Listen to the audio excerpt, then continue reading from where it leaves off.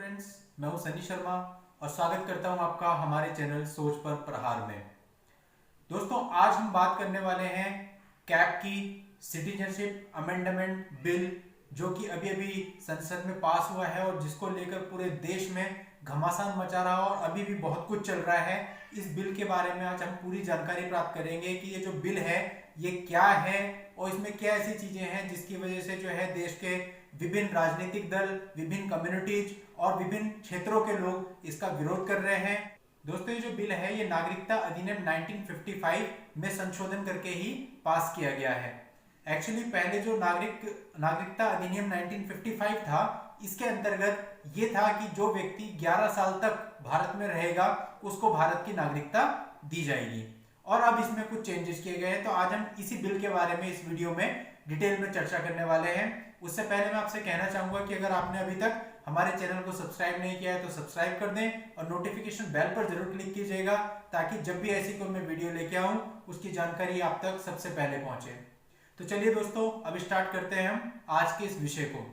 Citizenship amendment bill 2019 ये जैसे ही संसद में पास हुआ और पास होते ही पूरे देश भर में हंगामा मचना शुरू हो गया। ये जो इतना हंगामा मचा, इसका जो मुख्य कारण है वो ये है कि इस बिल में प्रावधान किए गए हैं कि जो 3 हमारे पड़ोसी देश हैं, पाकिस्तान, बांग्लादेश और अफगानिस्तान, इसके आसपास के एरिया में रहने वाले वो लोग जिन्हें उनके देश से धर्म के भेदभाव के आधार पर या किसी अन्य कारण से या किसी तरह से परेशान करके वहां से निकाल दिया गया है और वहां से आने को मजबूर थे, उन्हें ये कहा गया कि तुम भारत में जाकर रहो, तो इस प्रकार के लोगों को इस अधिनियम के अंतर्गत, इस बिल के अंतर्गत भारत की नागरिकता प्रदान की जाएगी।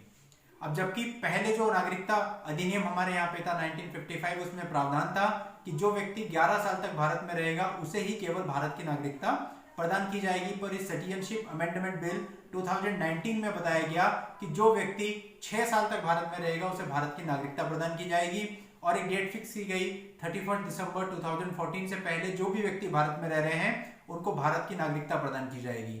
और खास बात यह है कि जिन व्यक्तियों के लिए यह कानून बनाया गया उनमें 6 कम्युनिटीज को शामिल किया गया, जिनमें हिंदू, सिख, क्रिश्चियन, बुद्धिज्म, जैनी, पारसी, इन 6 समुदायों के लोगों को रखा गया। अब कई लोगों ने इसको संविधान के लिए खतरा बता दिया कि यह संविधान का लिए खतरा है, क्योंकि ये जो बिल है ये धर्म के आधार पर लाया गया है और धार्मिक आधार पर लोगों को बांटने के लिए ये केंद्र की राजनीति है। इसलिए इस बात पर विपक्ष ने इसका पुरजोर विरोध किया। कुछ एनडीए के सहयोगी दल भी हैं जो कि इसका विरोध कर रहे हैं। उनका कहना है कि इस बिल को लाने से पहले सरकार ने उनसे कोई बातचीत नहीं की, इसलिए जो भी एनडीए के सहयोगी दल, राजनीतिक पार्टियां हैं, वो भी इस बिल का जो है पुरजोर विरोध कर रही हैं। भारत में नॉर्थ ईस्ट में भी इसका विरोध हो रहा है, खासतौर पे आसाम में इसका विरोध हो रहा है, क्योंकि कुछ समय पहले ही वहां पर जो है एनआरसी कानून लाया गया था, नेशनल रजिस्टर ऑफ सिटीजन्स, और ये कहा गया था कि वहां पे रहने वाले सभी लोगों को उसके अंतर्गत शामिल किया जाएगा। और उसके तुरंत बाद ही कैब ले आए। अभी जो कैब है और नेशनल रजिस्टर ऑफ सिटीजन्स है, ये दोनों एक दूसरे के जो है विरोधास्पद हैं, विरोधी हैं। इसलिए जो वहां के लोग हैं वो इसका विरोध कर रहे हैं, क्योंकि उन्हें ऐसा लगता है कि इस बिल के आ जाने से जो बाहरी लोग हैं वो आकर के नॉर्थ ईस्ट में बस जाएंगे, आसाम में बस जाएंगे, और वहां के लोग ये बिल्कुल नहीं चाहते हैं कि ऐसा हो। इसलिए वो लोग भी इसका जो है पुरजोर विरोध कर रहे हैं।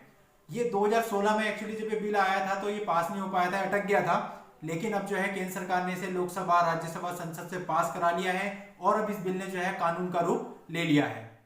मुस्लिम समुदाय को इसमें शामिल नहीं किए जाने को लेकर इसका बहुत विरोध हो रहा है। यह बताया जा रहा है कि यह धर्म के आधार पर बनाया गया है, इस वजह से ये जो है संविधान के विरुद्ध है। जब ये बिल संसद में पेश हुआ था तब भी जो है इसमें बहुत गर्मागर्म बहस हुई थी, और इस बिल के पास होने के बाद अब जो है कई राजनीतिक पार्टियों ने, कई वकीलों ने और कई जो है मानवाधिकार के कार्यकर्ताओं ने इसको जो है सुप्रीम कोर्ट में चुनौती भी दी हुई है। इसमें एक खास बात और है कि इसमें पाकिस्तान, बांग्लादेश और अफगानिस्तान के निकाले गए नागरिकों को ही शामिल किया गया है। इसमें श्रीलंका और मालदीव के नागरिकों को शामिल नहीं किया गया है। तो बहुत सारे कारण हैं अलग अलग, सबके अलग अलग विचार और पॉइंट ऑफ व्यू है जिसके आधार पर वो इसका विरोध कर रहा है। अब देखना यह है कि आगे इसमें क्या होता है। तो दोस्तों, ये है सिटीजनशिप अमेंडमेंट बिल 2019, जो कि अभी एक बहुत गर्म विषय है, और देखना है कि आगे इस पर जो है क्या निर्णय लिए जाते हैं, सुप्रीम कोर्ट इस पर क्या निर्णय लेती है। तो दोस्तों अगर आपको वीडियो पसंद आई हो तो आप इसे लाइक कीजिए और ज़्यादा से ज़्यादा आगे शेयर कीजिए। Thank you.